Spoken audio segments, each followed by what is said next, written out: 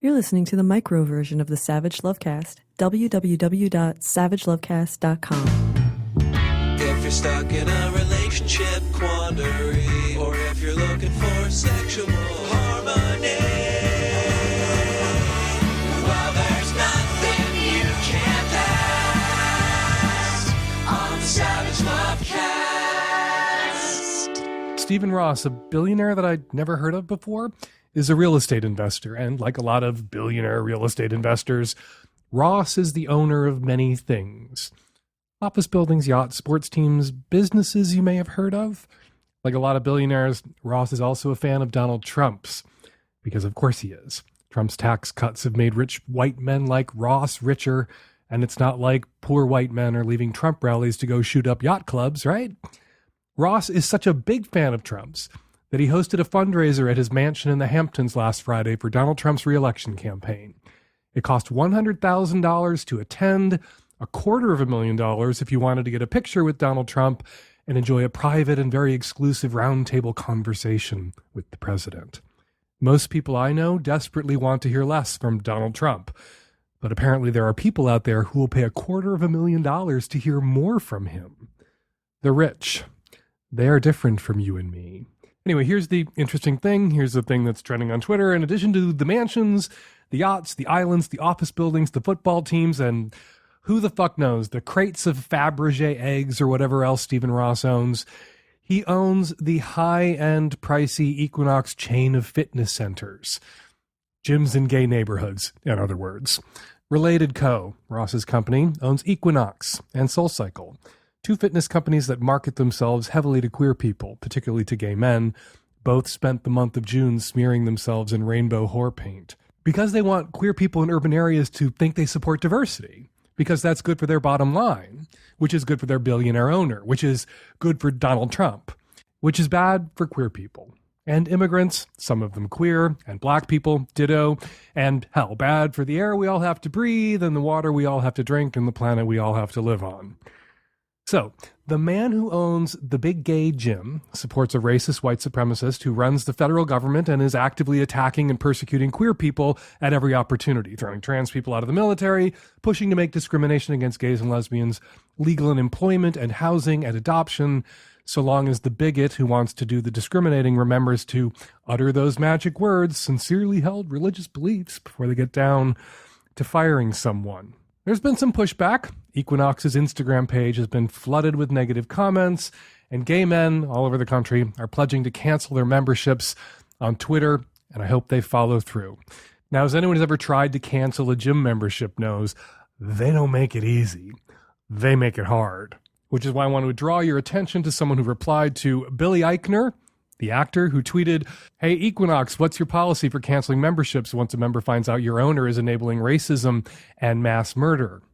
A follower tweeted back at Eichner, "Point, gays, it's hard to get out of your Equinox membership contract unless you're injured or pregnant or moving. Counterpoint, gays, if you fuck in a steam room at Equinox and get caught, Equinox bans you for life." So hey, it turns out that canceling your Equinox membership isn't hard. Not if you are. Get on it, guys. All right, coming up on today's show on the micro edition of the Savage Lovecast, tons of your Qs, lots of my As, and joining us on the Magnum subscription edition of the Savage Lovecast, comedian Jacqueline Novak, star of the hit off-Broadway show Get on Your Knees, joins us to talk all things blowjob. All that coming up on today's show. This episode of the Savage Lovecast is brought to you by Everlane, luxury basic clothing and accessories made at ethical factories without those retail markups. For free shipping and to support the Lovecast, go to everlane.com/savage. MeUndies makes feel-good underpants your butt will be proud to wear and you will be proud to be seen in. They will be the most comfortable pair of underwear you will ever own, and to check it out yourself, go to MeUndies.com/savage. Support for today's show, support we are very grateful for, comes from Stamps.com. With Stamps.com, you can access all the amazing services of the post office right from your desk in your own home, 24 hours a day, 7 days a week. Just click, print, mail, and you are done. It could not be easier. And right now, use Savage for this special offer. Includes up to $55 worth of free postage, a digital scale, and a 4-week trial. Do not wait. Go to Stamps.com, and before you do anything else, click on the microphone at the top of the homepage and type in Savage. That's Stamps.com. Enter SAVAGE. Hi, Dan. East Coast straight female here. So quickly, I am twice divorced, both my choice pretty much. The second one got so bad that we really had to just get away from each other. So having been through that twice and recovered fine, I think I'm better off for it. But I'm in a relationship now with someone I've been with for almost 2.5 years. And it's not really very heavy as far as like, we don't live together, anything like that, but we do love each other and we are happy together, very happy together. I mean, we say we are. I truly believe we are. And this man is like, I have a connection with him like I've never had with anyone before. My problem is that I feel like as time goes on and as we get more maybe closer and maybe blend our lives together more, I'm really afraid of getting bored and losing interest. And I know there's got to be a way to somehow just not let that happen. And I don't want to let it happen again because I do really love this man. And even if I don't feel in love every day and I don't love everything about him or I don't think he's perfect every moment, I still want to stay with him because I think I have this tendency of jumping from relationship to relationship when I get bored. And I just want to know how I can possibly stop doing that in my life. You might want to read last week's Savage Love, my advice column. I got a question from a woman who married young, married at age 21, and 7 years later, marriage is kind of in danger because she's fucking bored. And she feels guilty about this. She's really putting herself on the rack about it, wondering what's wrong with her. And I called in reinforcements. Wednesday Martin, frequent guest here on the Lovecast, author of Untrue, Why Nearly Everything We Believe About Women Lost in Infidelity is Wrong, and How the New Science Can Set Us Free, to talk about this topic, that women in committed, long-term, sexually exclusive relationships, their desire for their partner drops off faster than a man's desire for his opposite sex partner in a similar relationship. Women get bored faster. So this crisis in no libido, this crisis in sexless marriages is really a crisis of female boredom.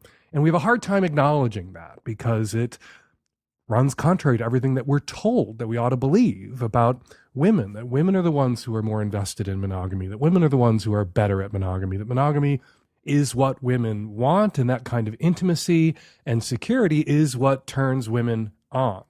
And the science says no. And we haven't been studying these things for very long. Really, the field of sexology, research into sex, only got underway less than 100 years ago, and people only began to control for their cultural biases, control for sexism and patriarchy and misogyny a decade or two ago, and looking into female sexual desire, response, pleasure. And so this is all recent. And a lot of people in the sex advice, marital advice, industrial complex aren't adjusting their advice. We come upon people in sexless marriages, opposite sex couples, and we tell him, oh, if you just do a little bit more housework, she'll want to fuck you. And we tell her, oh, just have a glass of wine, you'll want to fuck him. And it doesn't work because it's not getting at the problem, which is boredom. Now, when I say these things, people accuse me of advocating open relationships in all circumstances, that everybody should be in an open relationship and that's how you address boredom. Well, that's one way you can address and control for boredom.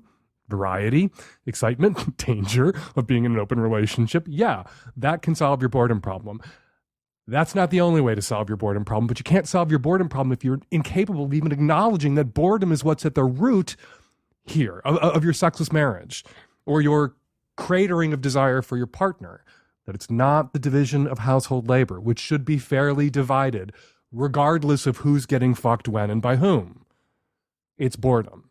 And we should tell opposite sex couples that they need to bear that in mind, that familiarity, intimacy, the siblingnification of your relationship, you're going to have to push against that. So all of this, I think, is relevant to you, caller. Been divorced twice. The more intertwined your life gets with a male partner, the less desire you experience for that partner. And you're worried in your new relationship that this pattern will repeat. And I am here to tell you that this pattern will repeat if you make the same mistakes. What you're doing right now works. You are in an intimate relationship with this person. You have a connection. You love him. You don't fucking live together. Continue to not fucking live together. That is good advice for someone with your particular pattern and your particular problem, which is common to a lot of folks. The more intertwined your life becomes, the more intimacy, the more day-to-day intimacy, the more grind of intimacy, the less desire for the grind of the other kind that turns you on, the grinding of genitals together. So don't live together. And if you are going to live together, identify boredom as the mortal enemy to your relationship that it is, and link arms to combat it together. That doesn't mean you have to have an open relationship. That does mean that you have to be able to say, I'm bored. We've been doing the same thing in the same way, in the same place for a while now. We need to shake this up. Not because there's anything wrong with you, not because there's anything wrong with me, but because there's going to be something wrong with our relationship soon if we don't go on sexual adventures together that do not necessarily have to involve other people, but could, so we don't get bored. I think boredom has been the problem in your past relationships. What can keep your current relationship exciting? That's the conversation you need to have with your partner. Exciting over the long term. What will do that? Public sex? Don't have to have sex with other people, but public sex environments, sex clubs, swingers parties. A lot of people go to those things just to have sex with each other. They just like to be in that eroticized environment. That can fuel your fire. Getting out of the house, fucking at work, exploring your kinks and fantasies together, watching porn together. What are you going to do proactively together as a couple to combat the boredom that has undermined your previous relationships and you worry will undermine this relationship? So this is my assignment for you. This is the homework. Go to your partner and be honest about who you are and what you know of yourself based on your experiences in the past and your 2 divorces. That when you get bored, you get itchy, and you will consciously or subconsciously begin to sabotage the relationship to bring excitement back into your life. So, excitement in your life. That is a project that you two are going to work on together. Excitement in your life, excitement in his life. You are going to have sexual adventures. How are you going to do that? How are you going to do that together so that you don't wind up in divorce court a 3rd time? Hey, Dan. I'm a 41-year-old male from Philadelphia. I'm an avid listener of your show. I'm calling in. I've got a dump fucker already question. I've been involved with a woman for almost 5 years now. We have a 3-year-old. And each day that goes by, I realize I am living with a narcissist. Everything is about her, Dan. She frequently quits jobs. She drinks heavily. She's really mean. We have a 3-year-old, and that is the only thing holding me here in the house. You know, it's tough being a guy and being in a situation where you feel like you're being taken advantage of and even borderline being abused. But need some advice, Dan. I mean, what should I do here? I don't want to abandon my child, and she has promised to put up a heck of a fight. But I don't want to live in misery anymore either. I mean, should I just dump this woman and move on and try to figure it out from there? Should we try counseling? Or, someone that's such a narcissist, will that even work? When people say you should try counseling, they usually mean you should try counseling. Maybe counseling will help save the relationship. But you can also see a counselor to negotiate the end of a relationship, to have someone act as the facilitator, the referee, as you talk about how you are going to terminate this relationship, how you're going to divorce if you're married, or how you're going to separate or move out if you're not married, in as amicable a fashion as possible. So yes, I would encourage you to try a little counseling, but what you need to do with the counselor, not negotiate the terms of your surrender, but negotiate the terms of your release. And the person who needs to be the focus of this conversation, really your first priority and your narcissistic partner's first priority, is your child. Now, a narcissist can be vengeful. Narcissists often take hostages, and you are in a terrible situation where the obvious hostage your partner can take, if they are abusive and terrible, is this child. And your partner may attempt to use this child as a lever to control you and keep you in the relationship by threatening to abuse the child, threatening to limit your time or access to this child, which is another way of abusing that child. And you then have to be prepared to march into court, sue for custody, or have the custody arrangement hammered out in court. You got to be prepared for that. And I don't mean just psychologically prepared for that. I mean prepared for that. You need to be documenting now your partner's abusive behavior. You need to make notes after your counseling sessions about how they go. You need to write down the things your partner says to you. If your partner threatens the child or you, or threatens to cut off access to the child, if you should leave her, write all those things down. Share those things contemporaneously, as they say, with people in your support network, with friends and family, and with the counselor you'll be seeing. Really sorry, this is a terrible position to be in. You should dump the motherfucker already, but you need to do it in a careful and conscientious way so as to protect this child and the best interest of this child. And I think it's in the best interest of this child that you try counseling, not to save the relationship, but to wind it down as peacefully as possible. MeUndies is here to change your underwear. Not literally, but they're here to change the way you think about your underwear. They believe undies should be soft, fit every booty like it was made for every booty, and offer fun patterns that give you the freedom to express yourself.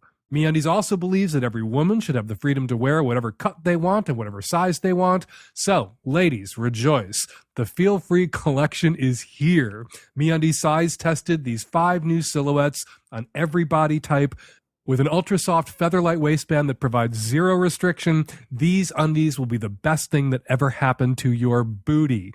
Offered in sizes extra small to 4XL, new prints drop every Tuesday, so undie exhaustion will be gone forever. Personally, I love my MeUndies pajama bottoms. I am in them every night. It's the first thing I do when I get home. I pull them on. They are so soft. They are so comfortable. I'm legitimately addicted to them. Also, gotta say, MeUndies don't just feel great on your booty, they feel great in your hands when they're on someone else's booty. There's more than one way to experience and enjoy the softness and pleasure of wearing MeUndies. MeUndies also has a great offer for my listeners. For any first-time purchasers, you get 15% off and free shipping. This is a no-brainer, especially because they have a 100% satisfaction guarantee.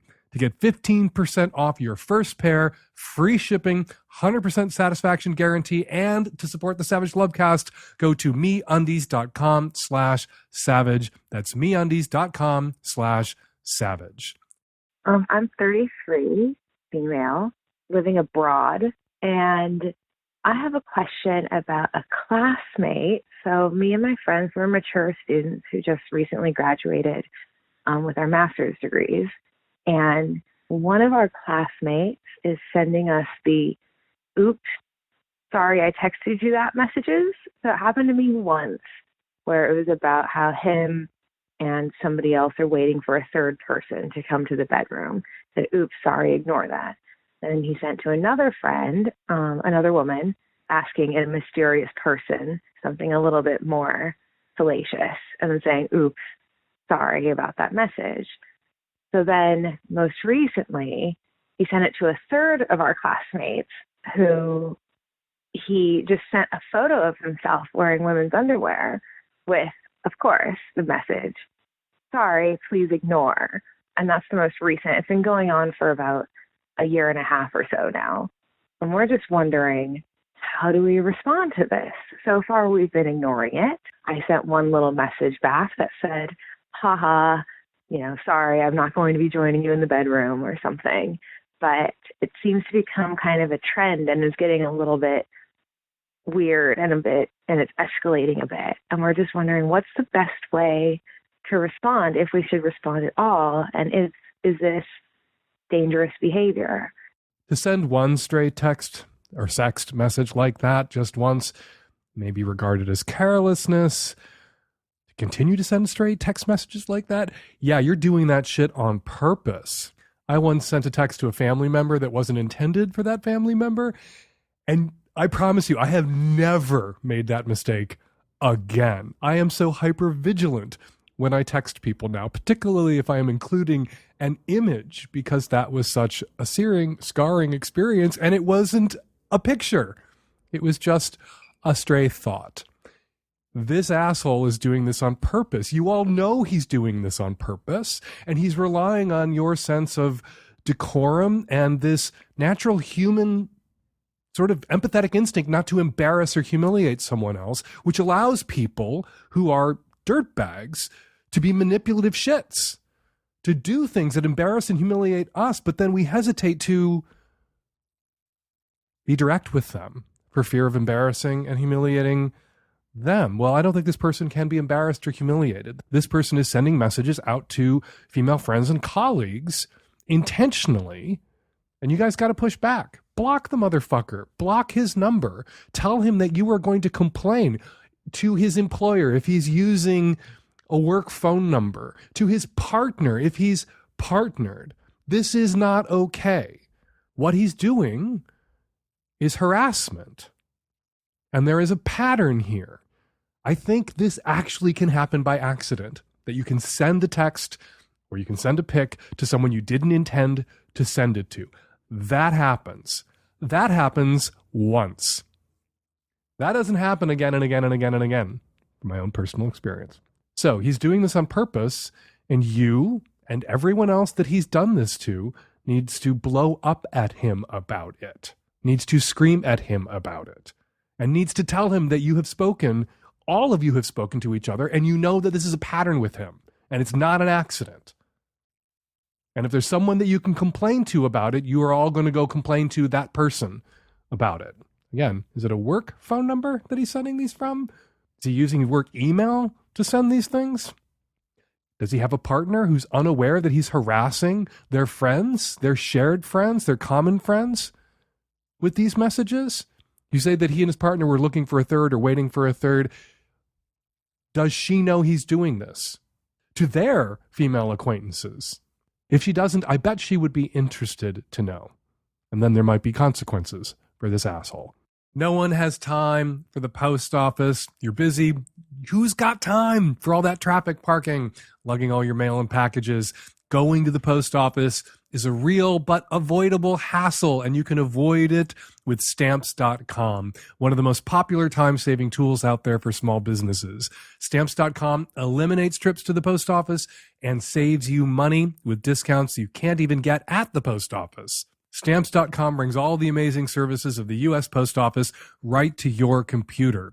Whether you're a small office sending invoices, an online seller shipping out products, or even a warehouse sending thousands of packages a day, Stamps.com can handle it all with ease. Simply use your computer to print official U.S. postage 24/7 for any letter, any package, any class of mail, anywhere you want to send. Once your mail is ready, you just hand it to your mail carrier or drop it in a mailbox. It is that simple. With Stamps.com, you get 5 cents off every first-class stamp and up to 40% off priority mail. Not to mention, it's a fraction of the cost of those expensive postage meters.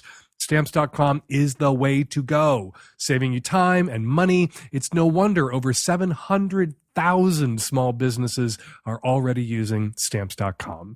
And right now, my listeners get a special offer that includes a 4-week trial plus free postage and a digital scale without any long-term commitment.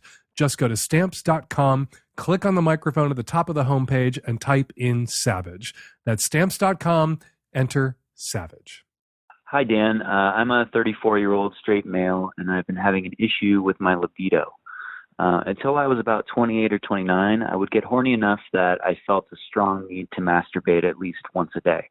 I find now that I'm 34, I almost am never horny, and I can go weeks without masturbating. To an extent, I'm no longer even interested in porn. In the moment with a partner, I can get turned on, but it's almost like I need to be activated. The only time I feel intensely aroused without that activation is when I smoke a ton of weed. Another piece, I've been dealing with depression since I was a teenager, though in the past year I've been coming out of it. Is my brain permanently damaged due to the depression, or is this age-related and I should just accept this as my new normal? I'm wondering if there's anything I can do. If you're taking meds to treat your depression, and congrats on coming out of it, most of those meds have side effects that can crater people's libidos. That's well known. It's also something to discuss with your therapist or your counselor, your doctor, whoever's prescribing these meds for you, because you can try different meds. And some meds crater, person A's libidos, and those same meds don't crater person B's libidos.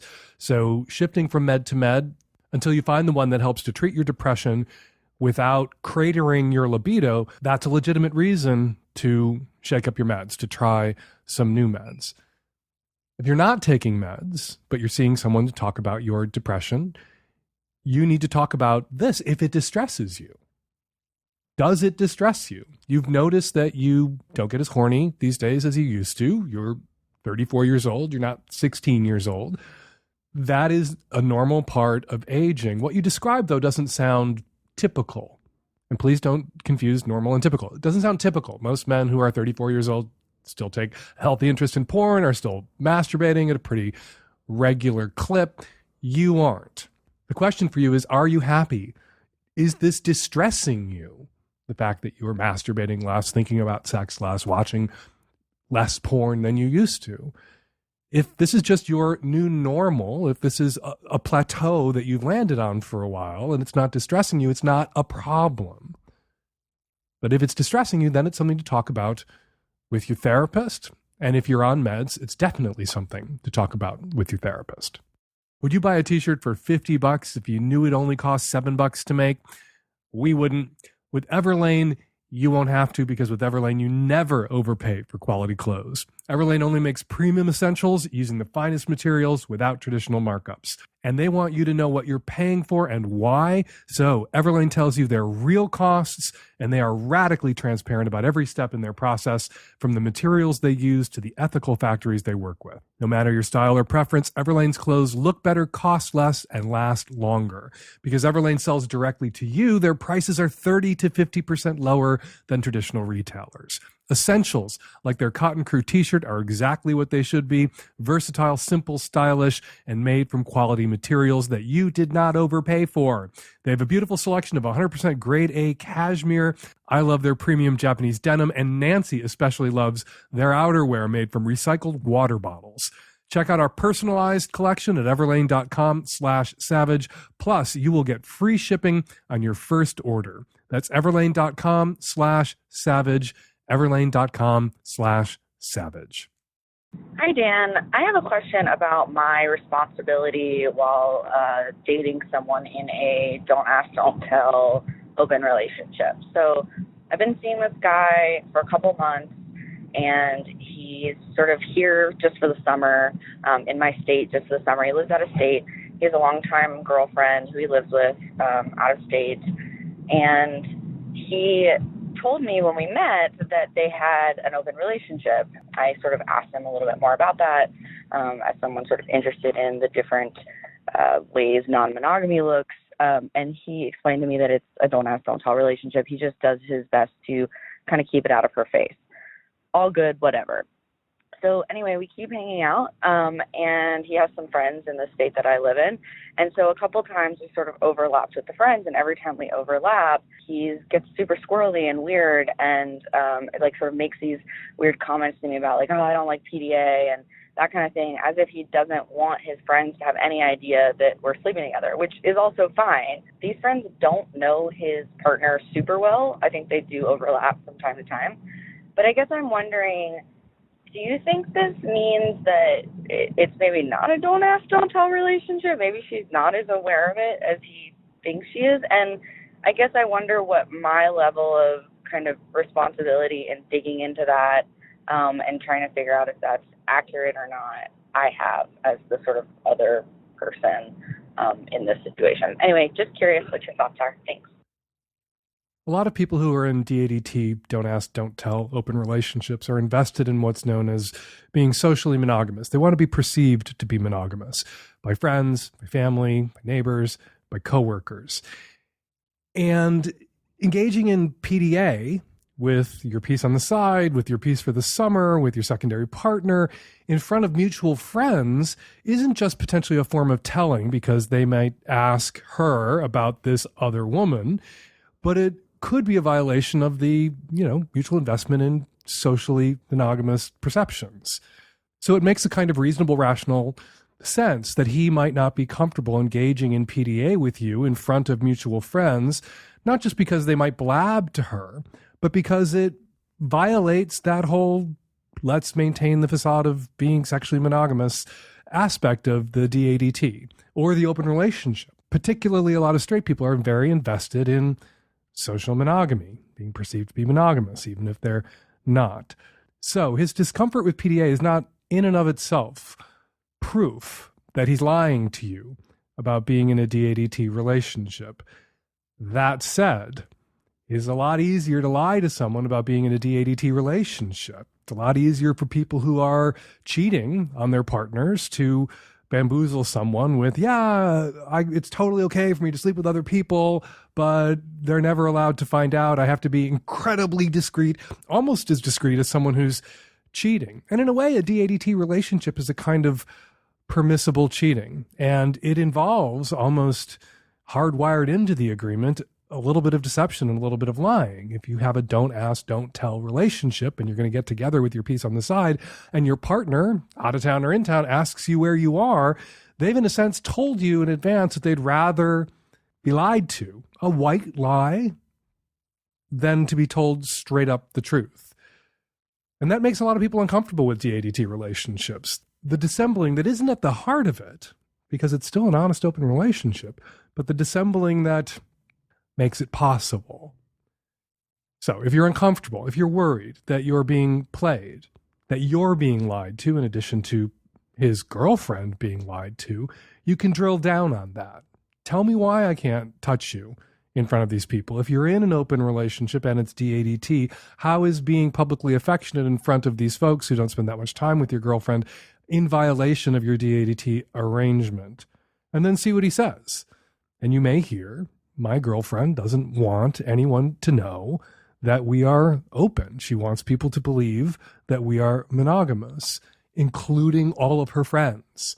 Don't embarrass me in front of my friends is often something someone who's agreed to a DADT relationship tells their partner. Don't embarrass me in front of my friends. I won't embarrass you in front of your friends. So what you perceive to be evidence of a violation could, from another angle, and could potentially legitimately be his efforts to honor the agreement he's made with his girlfriend. Hi, Dan. I've been with my husband for 7 years, and we are deeply in love. We are super compatible. Sexually, I have a slightly more intense libido than he does, and we have had some openness in our relationship, but really, I really prefer to be with him. The reason why I'm calling is because he does this thing in his sleep where he sort of just emerges out of sleep and is super, super horny and willing to do anything. And it's almost like an alter ego. And I can take advantage of it. And, we can have a really, really good time. And then he kind of just like falls back into sleep. And then doesn't remember anything in the morning. And I've taken advantage of it sometimes, but I don't always take advantage of it because I kind of feel weird, like I'm taking advantage in a bad way. So I guess my question for you is this common? Is this something that people do? Is this, I don't know, is it weird? What should I do? You don't mention how your husband feels about these middle of the night fuck sessions that he doesn't remember. Have you talked to him about it? Yeah, he just laughs about it. Okay, so there's no problem here then. You're not taking advantage of him. No, but it just feels weird. It feels like, I am taking advantage, for better or for worse, right? But that's what our husbands are there for to some extent, to be taken advantage of consensually and in a way that strengthens the relationship and the bonds that exist. And so, yeah, you're taking advantage. I take advantage of Terry when he's horny. Luckily for me, he's not asleep when he's horny. And that would be something I would be concerned about addressing with him. Sexsomnia is a thing. There are people out there who have sex in their sleep. And some people aren't bothered by that so long as they're not initiating sex in their sleep with someone who does not want to have sex with them. That's when it can get really problematic. There's been cases of sexual assault committed by people who were fast asleep, and some of them have been acquitted because there was no intent, right? There was just sexsomnia and initiation and bad shit, unfortunate shit. I don't want to dwell on that because that's not the case here. Your partner sometimes gets horny in his sleep, and you're there, and he is totally down with you seizing the advantage at those moments and fucking the shit out of him or letting him fuck the shit out of you. Yeah, I think it's just what weirds me out about it is that there is no memory of it, so it's almost like just an experience for me which is weird because that's not how I think about sex. I think about sex as this transactional thing that hopefully is so great that you can even talk about it later and replicate. Whereas this is just like, it's like, I don't know. It'd be like being in a self-driving car. You just don't really know where you're going. But you can talk about it later because you can talk about it with him. You don't have to keep these encounters secret from your husband. You can share all the dirty details in the morning of all the dirty cockhound things he did with you in the middle of the night when he was sort of asleep. Oh, and I do. So, I appreciate that you're being thoughtful about this. I don't want to discourage people with your particular problem from thinking about it, from wringing their hands a little bit, from checking in with their partners, making sure that their partners are okay with it, and being okay with it yourself and figuring out a way that you can be okay with it yourself. If indeed you regard sex as a connection that you're forging, not necessarily transactional, but you want to feel connected to your partner, and to feel connected to your partner, you'd like them to be conscious. Yeah. And that's not setting the bar too high. Yeah. It's not the only sex you have with him, right? You don't only have sex when he's asleep. No, but I'd say that it's the most uninhibited because, well, he couldn't be more uninhibited. It's like there's zero inhibitions, which is why this is so strange, because it's not quite like that when he's awake. Even talking about it's weird. It's like like when he's awake. When he's lucid. When he's awake. Well, thank God that you're his partner and he is safe with you. And you welcome this contact. Again, there are people with sexomnia who initiate sex, even with partners that their partners do not want to engage in. And you guys click even when he's asleep. Yeah, and so that's great. And clicking is not the problem. It's not even a problem. I was more so just curious about whether this was common and or whether you'd even heard about it before. Obviously you have. And so it was more of, it's less of a problem, more of just a curious thing, because I've talked about it with lots of my friends and nobody's ever experienced it other than me.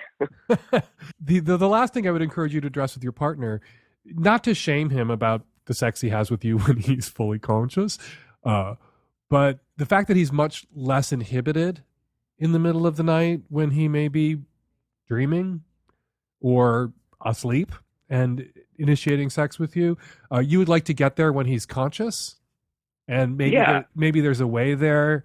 We've already recommended pot on the show. Does somebody else going to recommend a little bit of pot for your partner? Perhaps, a mild edible, a puff, not blazed out of his mind, not near unconscious when he's trying to have sex with you awake, but something that can take the edge off his inhibitions, because it would be really discomforting, I think, to be with somebody who the sex was better when they weren't awake for it. Yeah, and we do smoke pot, and we do. It's not that don't get me wrong. It's not that our sex is inhibited terribly. It's just that I'd say, I don't know, somewhere around 15% more wild in the middle of the night, and maybe that's also because it's inherently spontaneous, because it happens it's the most spontaneous, happens in a flash, and then you're going, and so. I'm not sure if we can ever, we never seem to have that exact spontaneity, but maybe that's just because of the nature of waking up to that, right? Yeah, maybe. Well, I'm glad you two came together into this relationship, because it sounds like he's safe with you when he's asleep, and it sounds like you're down for him when he is also asleep but wanting to fuck you. Yeah, it's pretty great. With you. Yeah. So what could, I don't want to downplay the fact that this could be a problem in a different relationship, or this could become a problem for you if it increases in frequency, or it begins to happen at times when you are not particularly receptive and there's no way to shut it down. Sexomnia can definitely be a problem. It is not at the moment a problem for you guys. And I think you should address it as a problem if it becomes one, but not. And otherwise just take advantage. Enjoy. All right. I'll do that. Good luck. Thanks, Dan. Talk to you later. Bye. Hey, Dan. I'm 23 years old, calling from the East Coast. I'm a cis woman that's been in a relationship with a cis man for 3 years. And I have some social media woes that might be petty, and I want to hear your thoughts on them. So my partner is super active on social media, especially on Instagram. Posts a lot about his work, a lot about his goals, a lot about, whenever he has cute pictures of himself. And it's a great Instagram page. Like, I remember being on Tinder. That's where I saw him and looking at his Instagram and really being like, wow, this dude's pretty cool.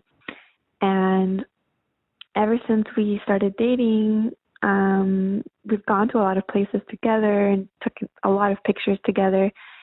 And none of the pictures really show me. Like, he'll post a picture and it'll be like me giving my back or me just like not really in the frame. But he'll talk about, he even posted a picture with my dog when he came to visit my parents in my hometown, but never has posted a picture about me, and posts pretty much weekly. So this bothers me. And then one time, the only time I ever posted a picture of both of us together was when we went to a trip. We left the country and took some pictures. His mom expressed to me wanting to see pictures, and when I posted them, he erased them. So after that, naturally, I found out that he cheated on me pretty much the month that I posted the pictures. So it hurt a lot. He still has expressed wanting and showed me with his actions that he wants to stay together. And we've been talking about being open, particularly me, because I'm bisexual, and he hasn't gone down on me in 7 months, and I want some of that. But I'm still not ready for him to see other people. I don't know if that's me being too selfish. Is it too petty to be upset about these social media things? Or does it reflect the larger issue, which is his lack of being able to be in a committed, loving relationship? Instagram is his dating app. It's how you found your way to him, or you found your way to his Instagram profile pretty quickly after finding him on some other app. And it's what lured you in. I know a lot of people who are in committed, stable, loving, healthy relationships who met via Instagram. And everything that you've said in this call makes it clear that your boyfriend is shaking the Instagram tree. He is putting himself out there on Instagram and interacting with other women in the hopes of getting into their pants. And so it would be inconvenient for him to have a girlfriend who's part of his public profile on his Instagram page. Even you posting a picture of him, he deleted that link. He deleted his name from it. He deleted his handle from your Instagram post. That's something that you can do on Instagram. Somebody else puts you up on Instagram, they at you, you can go on Instagram and remove that at of yourself. It's a good feature. And he did that because, come on, open your eyes. He did that because he doesn't want any of the other women that he's talking with on Instagram to know that you exist, because he wants to be perceived as single and available, even if technically he isn't, or you don't think he should be, but he is. Don't be naive. I know you're young, but you're being kind of willfully naive or obtuse about this. You need some girlfriends. You need some girlfriends that you can talk to. Not shitty girls who want to pour poison in your ear and aren't underminers, but girls with some common sense. Girls that you can bat these things around with, who can say to you, honey, girlfriend, he's a player. He's a player. That might be all right. You say you're talking about possibly having an open relationship. What's on the table, or what you're thinking about right now, is an open relationship for you, but not for him, because you're bi. But he's already keeping his options, if not his legs, open. And I think, seeing as you're both young and you both have a lot to learn, you particularly, that you might want to just end this relationship and move on a little wiser than you were before you got into this relationship. All right, before we get to your response calls, let's read some tweets. Within and without tweets. If you listen to the Savage Lovecast backwards, it's just fake Dan Savage giving people terrible advice and causing them to enter problematic relationships, which is why you shouldn't listen to my program backwards. Thomas Carver tweets, I've got to disagree with the listener on the Savage Lovecast who suggested handcuffs to the woman with bondage anxiety. Those can hurt if you struggle against them. Instead, I'd suggest Velcro wristbands at Fort Trough. Has a great set. I want to second that. Handcuffs are terrible beginner bondage items for beginners at bondage because they can hurt your wrist. They can damage nerves. People have it in their heads that buying bondage gear is kinkier than buying handcuffs. And maybe that's true. Maybe it makes you look a bit more like a perv if you've got actual bondage gear, but you're less likely to hurt someone or get hurt yourself engaging in bondage play if you invest in some decent bondage gear. And handcuffs ain't it. Rebecca Goldstein tweets, caller with the boyfriend cheating on her on Grindr. Stop sleeping with homophobes. Closeted or not, A, what message are you sending to the gay people in your life by dating an outward homophobe? B, they will be a misogynist too because homophobia and misogyny are linked. Yes, indeed they are. Homophobia is misogyny's snot-nosed little brother, which is why I've long urged women not to date men who are homophobic because they don't just hate your gay friends, they hate you too. All right, if you want us to read your tweet on a future episode of the Savage Lovecast, be sure to use the hashtag Savage Lovecast. And now your response calls. Hi, this is for the caller on the last episode whose boyfriend blew up over a home improvement project, and they've been together for 4 years. He's never done that before. I just want to, it kind of reminded me of myself. One time I was trying to fix our internet, and I yelled at my sister, and it doesn't make the behavior excusable, but I just realized that for some reason, that irritates the shit out of me, and I turn into a dick. I apologized, of course, and I just told her, I started telling her every time I was trying to fix something technology-wise, please don't talk to me. I'm going to be irrationally angry for the next half hour. So I don't know if he's done home improvement projects for them before, but maybe that's just his one thing that he gets set off about, because like I said, normally I'm pretty easygoing, and I never raise my voice to anybody, but for some reason, it just pisses me off when I can't fix something. So it could be just as simple as that if he's never shown it before. See if he says that that's just his one thing he gets mad about. Hey, Dan. I had a quick problem with something that you mentioned in episode 667, where you implied that Lindsey Graham was only acting the way that he was because Trump or somebody had potentially blackmailing information on him. I don't think Lindsey Graham is a victim that's being blackmailed into acting in a way that he doesn't want to act. I think Lindsey Graham opposed Trump briefly when he thought it was politically expedient and is now showing his true colors as a white supremacist who is victimizing others and is not the victim of a blackmail scheme and an otherwise decent person who would be doing good if not for the blackmail against him. And we're going to leave it there. 206-302-2064 is the number here at the Savage Lovecast. If you'd like to record a question or a comment for a future show, give us a buzz, 206-302-2064. Follow me on Twitter at FakeDanSavage. Follow Jacqueline Novak on Twitter at Jacqueline Novak, and get your butts down to the Cherry Lane Theater to see her show, Get on Your Knees. The Savage Lovecast is produced every week by Nancy Hartunian and me and the tech-savvy at-risk youth and Nancy. We'll all be back at you next week with another installment of the Savage Lovecast. Thanks for downloading.